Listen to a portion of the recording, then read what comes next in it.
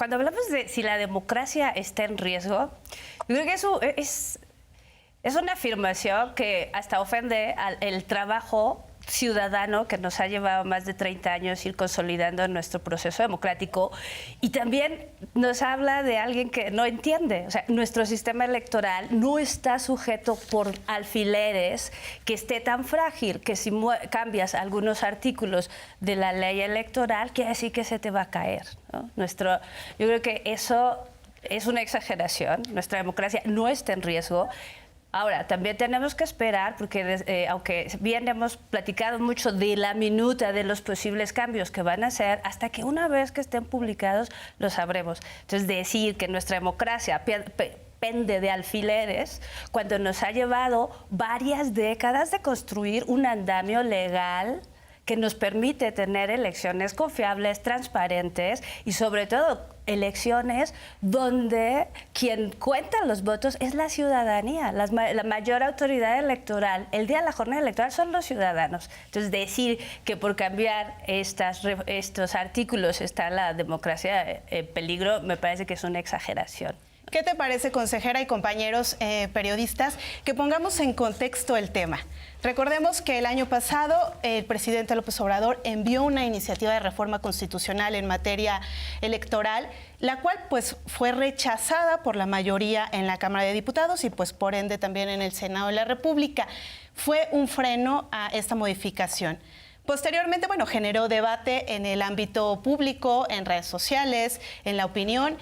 Y después se plantea un segundo escenario, modificar las leyes secundarias, 6 leyes en materia electoral que fueron aprobadas. Y con este escenario es el que vivimos hoy y a partir del cual, bueno, pues escuchamos voces que, como bien tú lo dices, claman de que la democracia estaría en riesgo con este nuevo marco legal. Y muy claramente lo estás diciendo, la democracia no está pendiendo de alfileres y no está en riesgo, como se ha dicho, por parte de algunas voces en materia electoral, voces calificadas en algunos momentos, digamos, por los cargos que están ocupando, en que están en riesgo incluso la ejecución de los comicios de este año y del próximo año, que se dice serán las elecciones más grandes de nuestro país.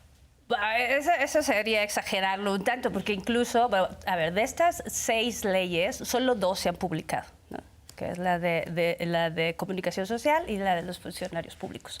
Las otras 4 están pendientes de publicar.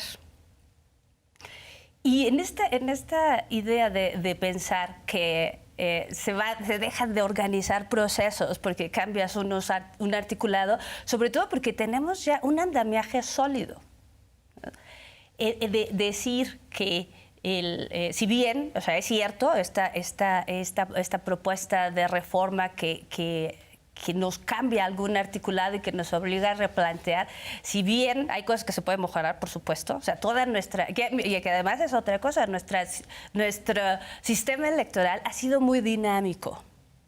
Ha evolucionado, hemos tenido varias reformas. Ustedes recordarán cuando si cambiamos del INE y del IFE al INE, había incluso cuando vemos las posiciones de mucha gente en esa reforma y ahora ves las posiciones de estas reformas, parecería que hablamos de gente distinta. O sea, si bien el debate sobre cómo se da es importante, lo que no tenemos que perder de vista es el papel de la autoridad electoral, que debe ser completamente imparcial, neutral, y tenemos que seguir dando las garantías, que nos ha llevado mucho construir.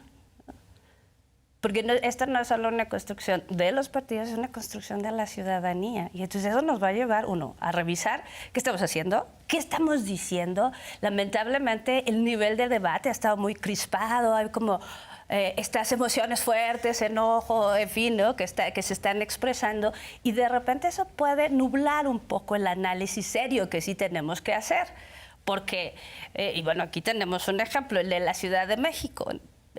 Hace unos meses hubo una reforma electoral en la Ciudad de México que muchos no están de acuerdo y se impugnó, pero el OPLE de la Ciudad de México siguió su camino legal, pero no dejó de implementar la reforma. O sea, esta cosa de decir de que lo impugnamos o la implementamos, tampoco es así, ¿no? O sea, se pueden seguir estos caminos paralelos y ya lo tenemos aquí en la Ciudad de México. Sí, que se han dado una serie de sentencias que han tenido que corregir algunas de las decisiones que se tomó a nivel local, por el Congreso local, es cierto, pero también hubo otras que fueron ya que los tribunales dieron por buenas. Y entre esas está, por ejemplo, que sí el Congreso te puede decir cómo organizas al interior, ¿no? Como en el caso del OPLE, que les dice cuántas comisiones. Ahora, esta reforma, el ALEGIP, con el articulado que se está cambiando, también habla de que se tiene que revisar la estructura.